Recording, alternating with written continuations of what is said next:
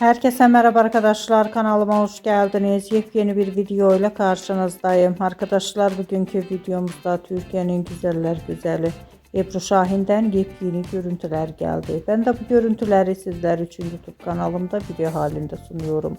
Umarım beğenirsiniz. Arkadaşlar, videomu beğendiyseniz kanalımı izlemeyi ve bildirim butonuna basmayı unutmayın. Şimdilik benden bu kadar olsun. Yeni videomuzda görüşmek üzere. Hoşça kalın.